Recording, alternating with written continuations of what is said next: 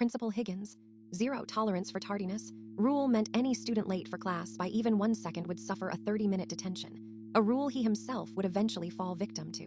The rule, formally documented in the Student Handbook, page 17, Section C, stated, "Any student not seated and ready to learn when the bell for class commencement sounds shall be immediately assigned a 30-minute after-school detention." It was absolute, no exceptions. I remember vividly when poor Emily Davison was 8 seconds late because her locker jammed.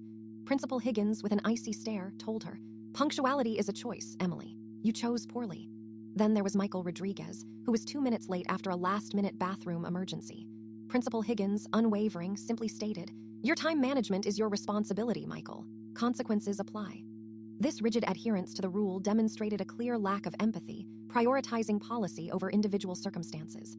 I had a scholarship interview scheduled for immediately after school, worth $10,000, and a detention would make me miss it. I couldn't risk it.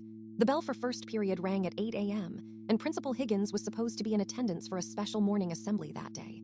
I arrived at 7 a.m., an hour early, armed with my phone's camera and a timestamp app. I meticulously documented the empty assembly hall, the clock, and the entrance doors, preparing my defense against any potential fabrication.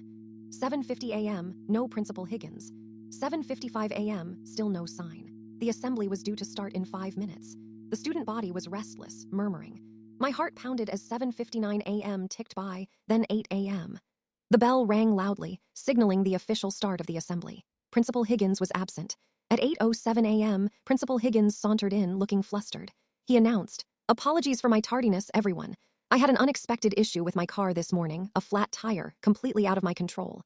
I raised my hand calmly. When he called on me, I stated, "Principal Higgins, respectfully, per page 17, Section C of the Student Handbook.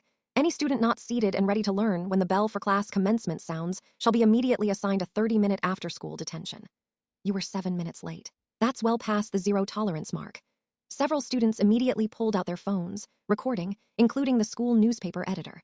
Just then, school board president Mrs. Albright walked in, having observed the entire exchange from the back. She approached Principal Higgins, holding up a printout of the student handbook. "Indeed, Principal Higgins," she said, "the rule is quite clear, and since you were 7 minutes late for a mandatory event, you will serve the mandatory 30-minute detention after school today." The principle of equity and fairness was applied, holding the enforcer to their own standards. Follow for a new story every day.